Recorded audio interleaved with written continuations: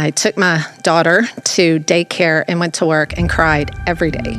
This was in 1995, so work from home was not a thing. You are one of the most well-rounded entrepreneurs I know. I had this great audience of women who desperately wanted to work from home. They just want that flexibility to prioritize their family. What would you say is the biggest indicator of someone needing to go into the remote environment? There might be a stellar marketing person in Chicago that fits exactly what you're looking for, and if they can do their job remotely, why not? You're providing this digital town square plastering in front of everybody. This is who I am. This is what I do. Faith's got to be foundational because everything flows from there. My heart's so uplifted and encouraged by everything that you've shared. God gave me a passion to prioritize my family, but also to help other women who want to prioritize their faith, their family, and their flexibility to work from home.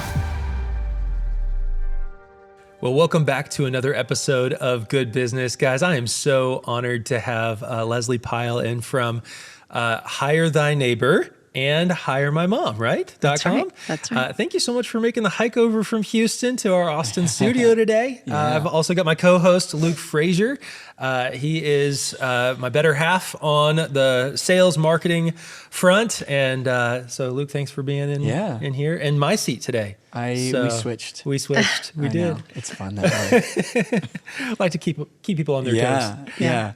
We're really excited to have you, Lesley, because there are just you in many ways are one of the most full, well-rounded entrepreneurs I think I know and have done it for years, but you were originally a marketer turned entrepreneur. Yes. And now building a second successful business. And so a lot of different pieces to your journey and faith and all of that. And one of the things that when we first met, we were talking about was that transition from understanding marketing and kind of how it led to Hire My Mom and your own journey. And so one of the things that I was just really curious about as we get started was just what were the really important kind of marketing qualities that have helped you excel and succeed in your businesses and over your entrepreneurial career, and also just share a little bit about your entrepreneurial background. That'd be really helpful. Yeah, absolutely. So I didn't set out to be an entrepreneur. No. I call myself an accidental entrepreneur. I set out to be a corporate PR girl, and that was where my aspirations were. I finished my bachelor's in PR and then was awarded a full scholarship from the Rotary Foundation to study anywhere in the world, which was an amazing accomplishment for a first-generation college student, no less, that grew up with a single mom and never even thought I would be able to go to college, much less get my master's. So I selected Stirling, Scotland for my master's because it was English speaking and it was one of the few places that offered a master's in marketing.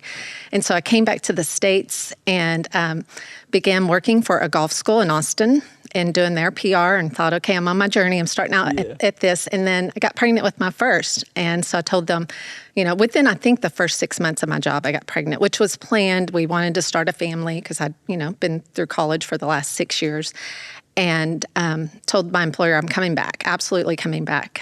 But the baby was born and motherhood genes are strong. And I took that maternity leave and I thought, how am I going to do this? But I'm going to do it because I gave my word, and my word is my word. I'm going to honor my word. And so 6 weeks came really quickly. I took my daughter to daycare and went to work and cried every day. Every day. I mean, I could not, it just was not working for me. And this was in 1995. So work from home was not a thing. Not even close. But I tried. I was like, would you consider allowing me to work 1 or 2 days from home? Maybe that would help because I'm not able, I don't have the capacity to leave her for 40 hours a week. And of course the answer was no.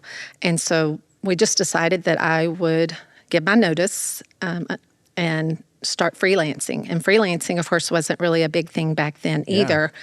But I was determined to make it work. I was like, I've got this baby and I'm determined to make it work. And this was, pre-internet and all of that. And so it was the old style of calling and doing everything, trying to get that business going. That led me to start my first website in 1996 called Home-Based Working Moms.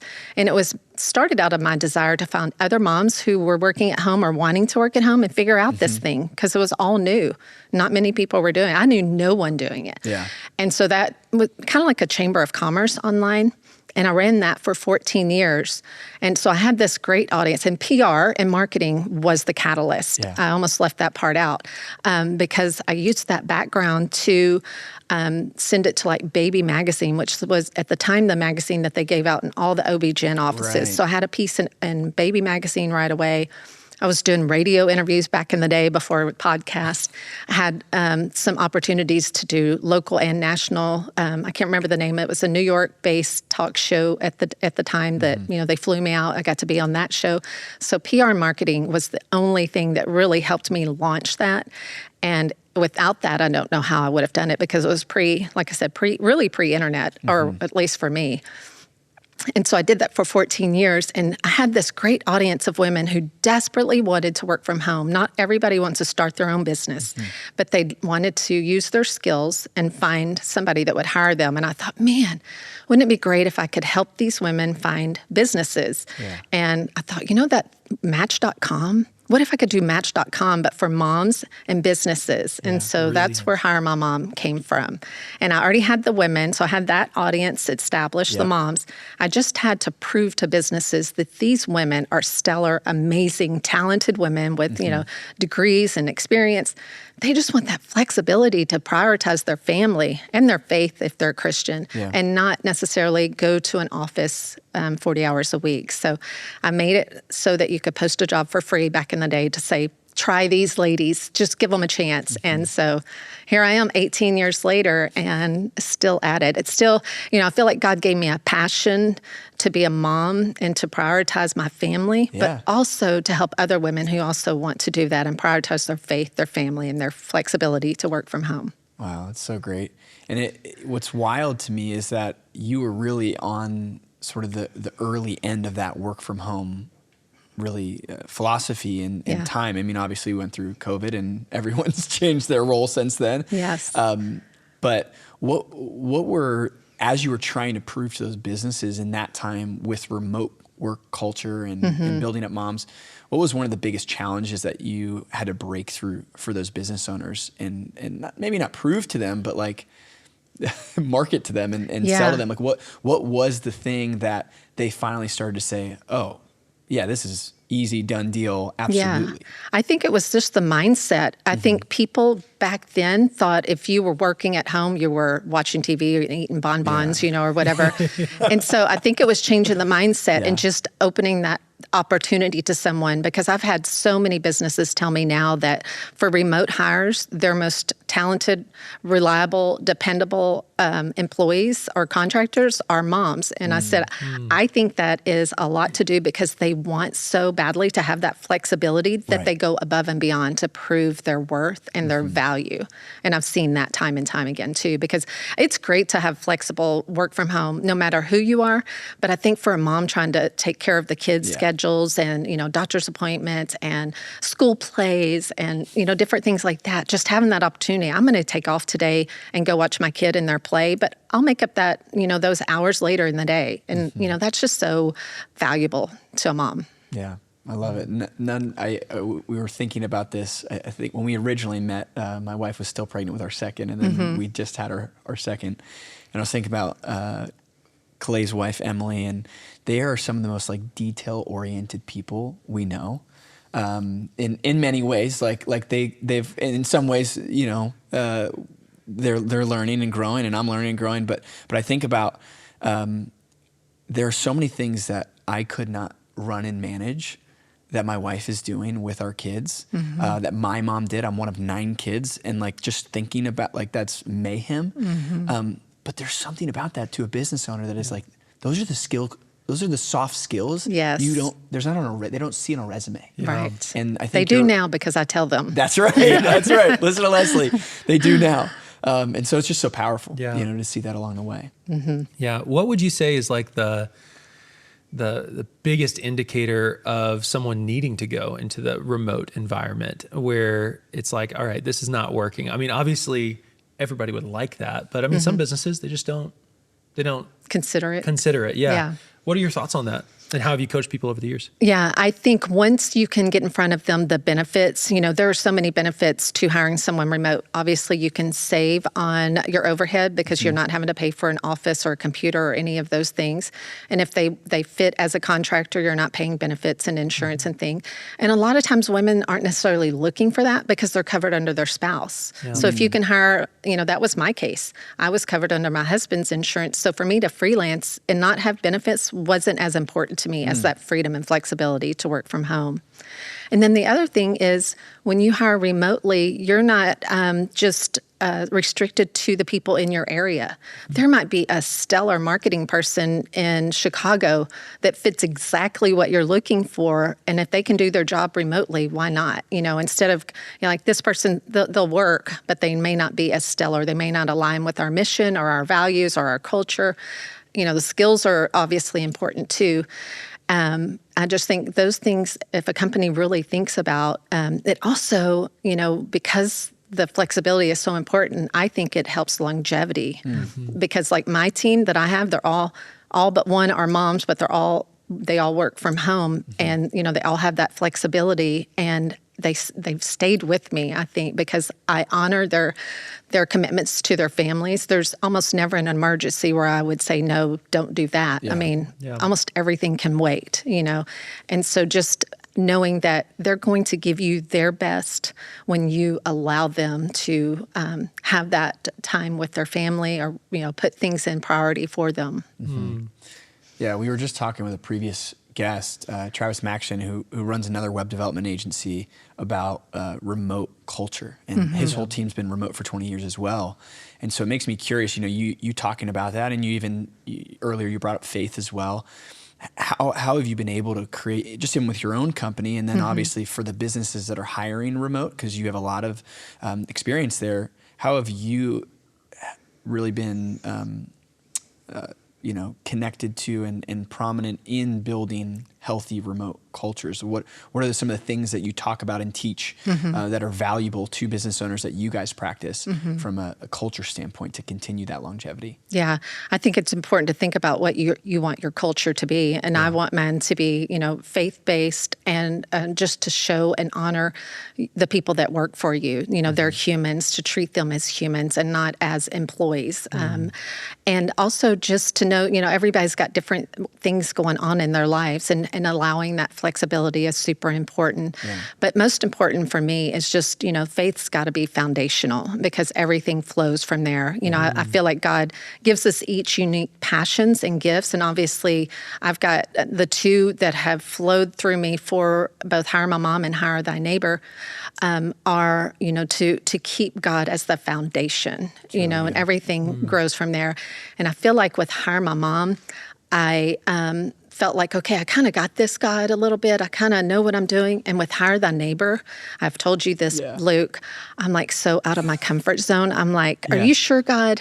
I feel like Moses right now. I'm giving you all the excuses. I'm not qualified, God. There's somebody else out there that can do this better. There's someone younger. There's, I've given him all I took a straight from Moses.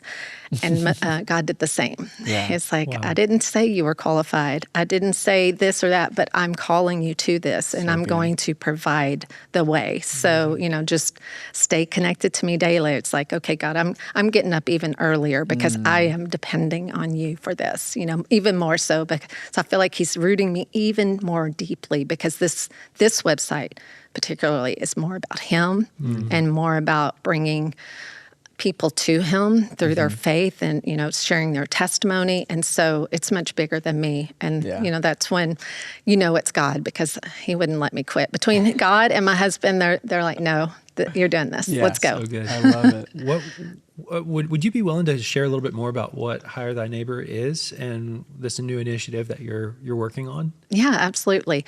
So the idea came from me, and I didn't initially think it was from God. And I just kind of was like thinking about how people always go to Facebook and ask for recommendations on who to hire for their plumber, their hairstylist, or they go to Google, and neither one of those platforms allow you to really get to know the person. You're just taking a recommendation, and then you may hire them and they don't really fit what you'd hoped, especially if it's going to be a long-term relationship. Right. And so I thought, well, I wonder if that's a a domain that's available. Hire my neighbor. And it wasn't. Well, it was if you want to pay $12,000. Oh, gosh. Somebody bought They it. saw you coming. Yes.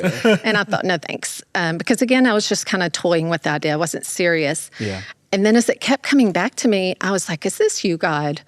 And then I was, the idea for hire thy neighbor came to me, and I looked it up and it was available. And I'm like, okay, maybe this is God. And so as I continued to pray about it and was getting on board with it, I was okay with it because I wasn't seeing the bigger picture yet. I was just like, this will be cute and fun. But as time went on and I started really seeing the potential and the opportunity, that's when God set my heart on fire for it. And so the idea is that a service provider can create a listing, either a free listing or a paid listing on whatever business or service they provide locally or if it's virtual.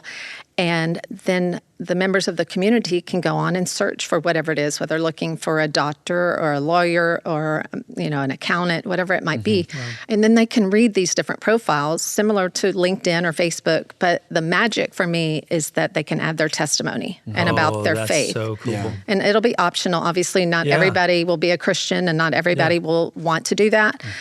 But that's what excites me. Yeah. And I know God called me to add my testimony to Home-Based Working Mom back 20 years ago. And it terrified me. And I thought, oh, that wasn't God. No, I don't think that was God. And if that idea comes to you and it's not your idea and it's not something you want to do and it keeps coming, you're like, oh gosh, that is you, God. We've all been there. Yep. Okay, God. All right. And then I was like, I was so scared to do that because it's so vulnerable. Yeah. My past and everything, what he's done for me, it's personal. Yeah. And I know that it could touch people's lives though. And it's like, okay, God, I'm going to do it. But, people are going to think I'm weird and people aren't going to want to do business with me.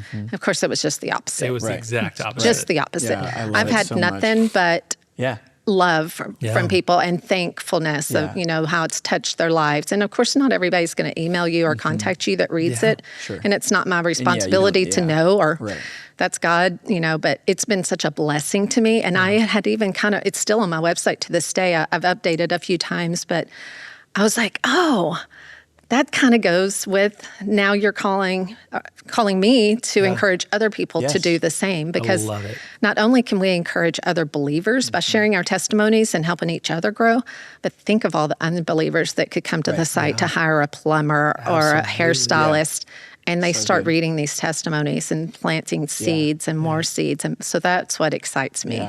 Yeah, in a way, obviously, humility begets humility, and this is the process. And when we were talking about this originally, and you came to us with the ideas, one of the things that latched onto me right away. I remember years ago coming to church, and you're starting when you go to the new church, you're trying to build community, and you're trying to figure out, and then inevitably, especially if you move to a new place, where do you guys get your plumber? Who fixes your literally roof, sent a text to somebody the other day. We do this all the time. And so I immediately thought, hey, there are a lot of, and you start talking to people there are a lot of business owners here at this church. There are a lot of people who have things and are using their God-given gifts and talents to provide to other people. Yes. And sometimes you hear about it, sometimes you don't.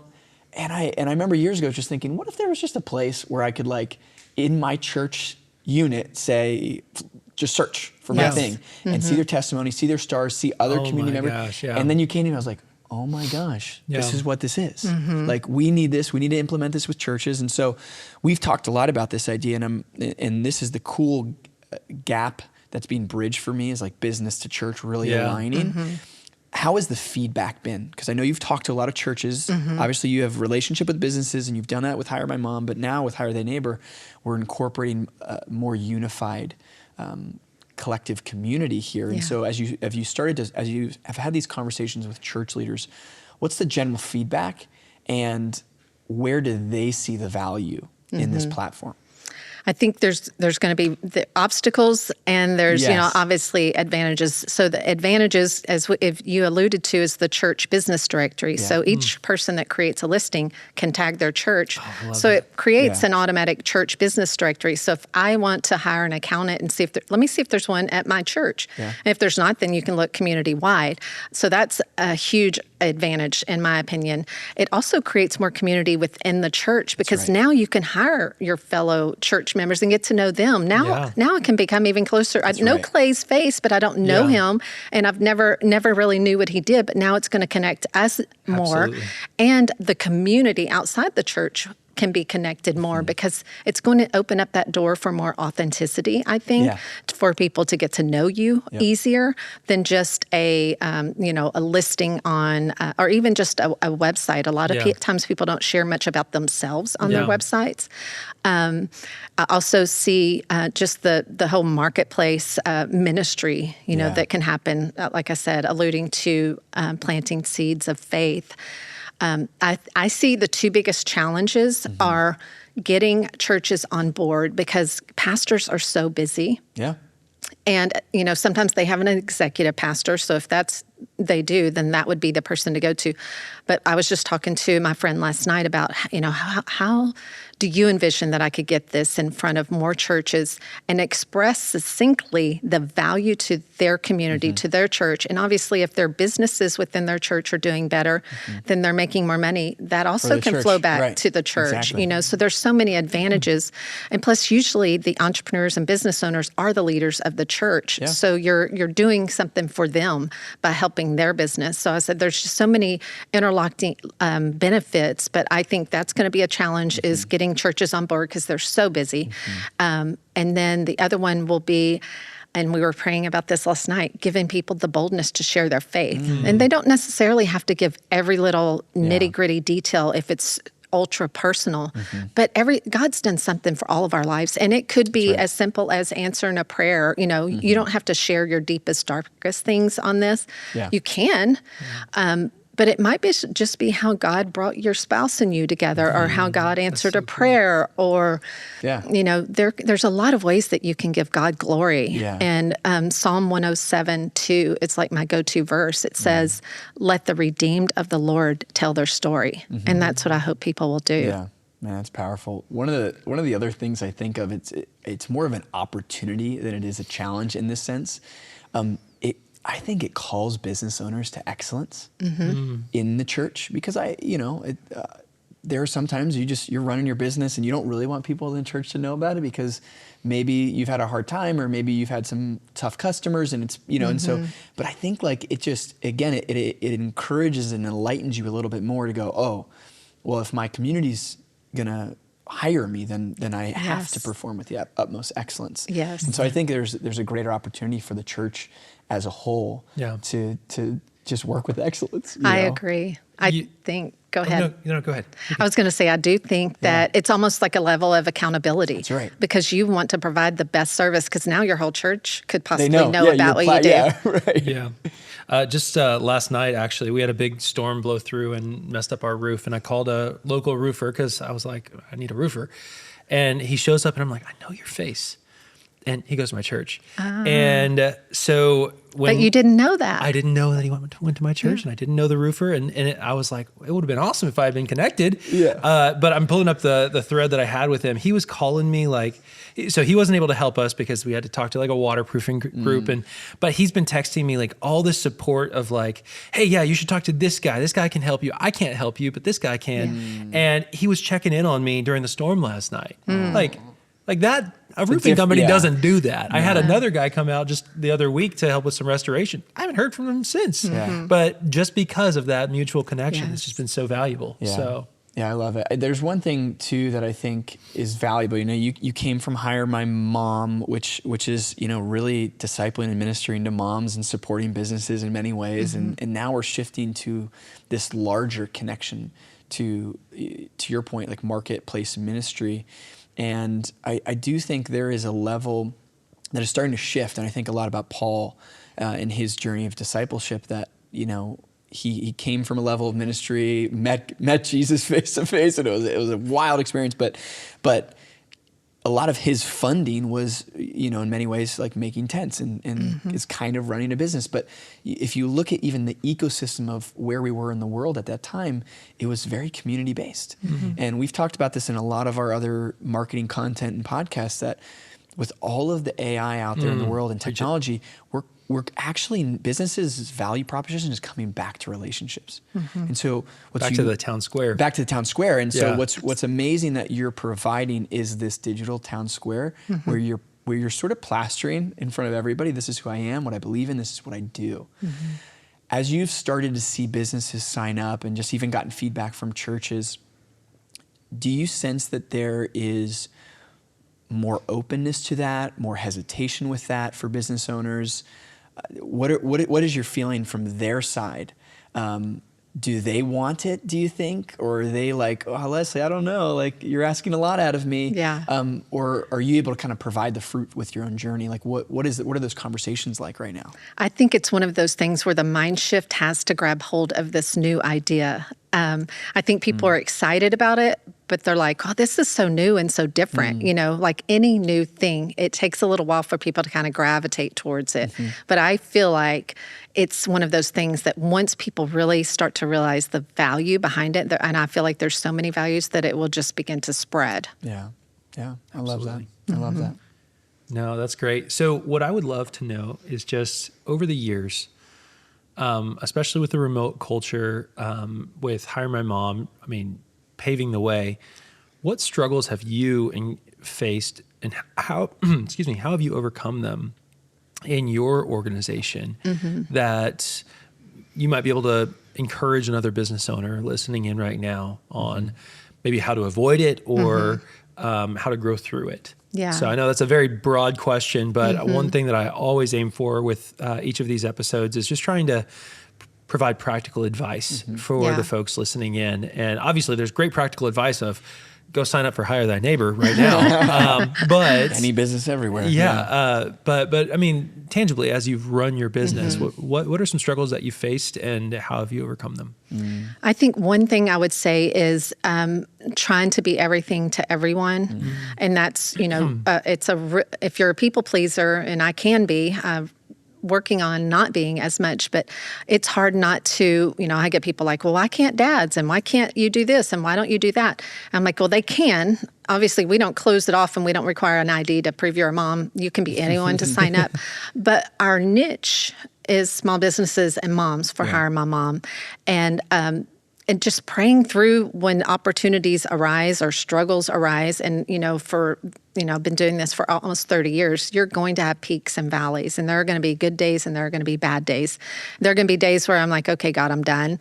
You know, this person wants to buy my business, I'm out. And there's other days where I'm on my face because I'm just so thankful for what God allows me to do. And I think it's just being aware that you're going to have those peaks and valleys, but just to make prayer your foundation, because God has a good plan for each one of us. He has a beautiful plan, and it may be, you know, something where you get a lot of recognition, and it may not be.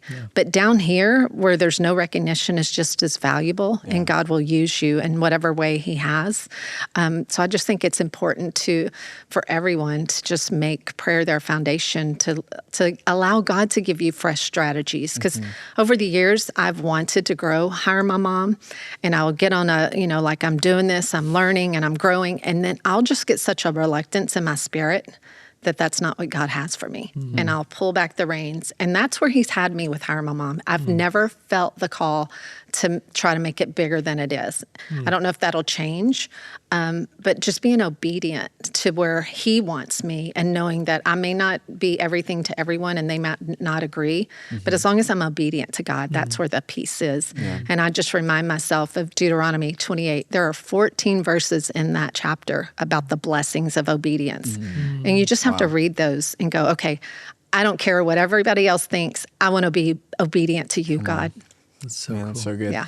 It does make me think along the way, through prayer, through petition, through obedience, there are still investments you make, both your time, financially, team members, either for consistent growth or obviously starting Hire Thy Neighbor. And what have just been, you know, for business owners listening that like, oh, I feel this thing, but I'm hesitant on making that leap, on making the investment. How would, with prayer, how would you advise them in doing that? Obviously, you've partnered with people to help make things happen, but where have you found sort of the wins in making the right investments for either healthy growth, consistent growth, or just, making a new initiative? Yeah, obviously prayer is the foundation, because when I have reluctance for something, I don't go forward. I really want to listen to the Holy Spirit and where He's leading and guiding. And I think I told you at some point, right. working with good agencies scared me. Yeah. But God just said, do it. Let's do this. And I'm like, okay, God, well, honey, you on board with this? Because this is a self-funded initiative. Yeah. And He was fully behind it. So I had God and my husband, and I was like, okay, we're doing it. Yeah. And there are times, like I said, with Hire My Mom, where I haven't had that peace to invest. I don't think we've invested anything of our personal funds into it. It's been self-growth and grassroots and my PR background and that sort of thing. So, I think it's also important to kind of to be open to God, because He may call you one way for one thing and another way for another thing. So, He's faithful. And whatever He's going to call us to, He's going to provide a way for it, whether that's financial, whether that's, connections, people, relationships, wisdom. He's got it all. Yeah, that's so powerful. I know in my own journey, I know in Clay's journey, one of the biggest things for us has been mentors, community, peer support. Especially when it comes to a business, especially when it comes all of our spouses, pastors, people like that, who have been those people in your journey that you've been able to call on and say, like, I'm wrestling with this. I do feel peace, but still, like, I need some reassurance. And who do you recommend that business owners try to find to grow? I have three wise people that popped into my mind that are prayer warriors, biblical, not scholars, but they know the Bible. They are just devoted Christians. So I go to them for prayer and wisdom. And they're three separate people that have come into my lives in different places. Yeah. And I think it's important to have somebody to go to, because it can feel like, am I hearing God? Am I not hearing God? Sometimes you want reassurance from another human. Right. And to have somebody in your circle that you can trust to go to and say, will you pray with me on this? Will you tell me if you're hearing something differently? And God will usually give you confirmation or a reluctance, and then you just keep praying through it until you get that peace, because He won't, I don't believe He'll call you to something and not allow you to have peace. Yeah. So if there's reluctance, there's something that's not in alignment with Him yet. And it may be a timing thing that you can't control, or maybe something outside of your control. It may be something internally. It may be sin. It may be unforgiveness. Who knows? It could be a lot of things. Yeah. Are there places and areas, are there certain networking groups, are there business environments that you've been a part of that you've been able to find these people that you would like direct people to? They've been through church connections and ministry connections. We're involved with a lot of different ministries. It's like Hire Thy Neighbor would be a really good place for finding those connections in many ways. Yeah. I like it. It's amazing. It's so good. It's amazing.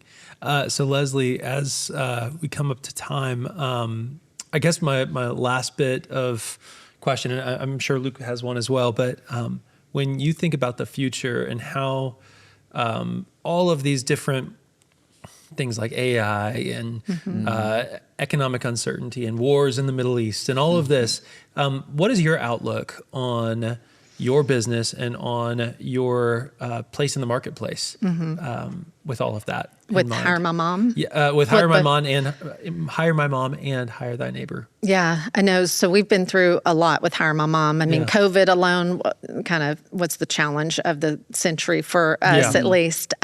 And, it's kind of goes back to those peaks and valleys. There are going to be a lot of uncertainties that we can't control in the world. And, whether I feel like God, whether my business succeeds or not, is not not what He's called me to focus on or worry about.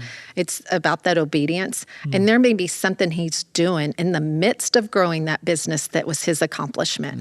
It's not necessarily that this business is going to be some giant world-renowned business. It could be, but I don't have my heart set on that, because I have my heart set on whatever God wants to do through it. So all of those different things, God has His hand on all of it. And so if He allows some of these things to come into affect me and my business, then I know that I will claim Romans 8:28, and all things God works for the good of those who love Him.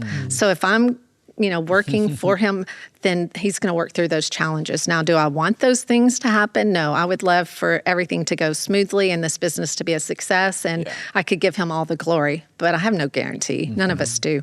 Yeah. My final question for you, Lesley, because we've talked about it so much and you've been highlighting it, is when those times of uncertainty come, what's your prayer that someone listening could kind of pick up? In times of uncertainty, it's just that they would get close to the heart of God. No matter where we are in our lives, whether we're in a high spot or a low spot, he is there and he is near. And the more time we really sit with him and allow him to minister to us in just quietness, Keith's really been working on me just to sit, be still, and wait on him, to not blab, blab, blab, blab, blab. To really just try to receive from him. And our minds have such a hard time being still. Distractions are such a thing. And so for me, what I've started doing is when my mind won't shut up, I'll just my mind won't shut up, God. I want to be still and listen to you, but it just keeps talking. Excuse me.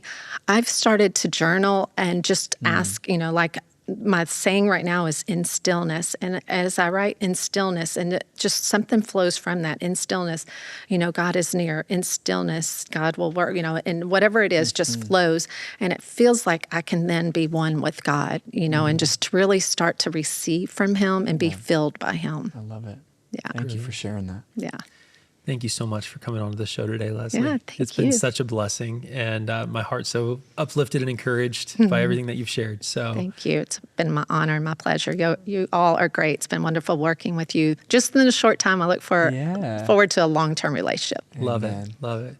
Well, anything else, Luke? Where can people follow you and get connected with you? Yeah, so we are on all the social platforms, Instagram, LinkedIn, Facebook, at Hire My Mom and at Hire Thy Neighbor. So we'd love for you to follow, and we'd love for you to create an account on Hire Thy Neighbor. You can do a free listing or a paid, and let's help get your business known, and most importantly, get Jesus known. Amen. Yeah. Amen. Well, I can't really add too much more to that. So thank you guys for tuning in to this episode of Good Business.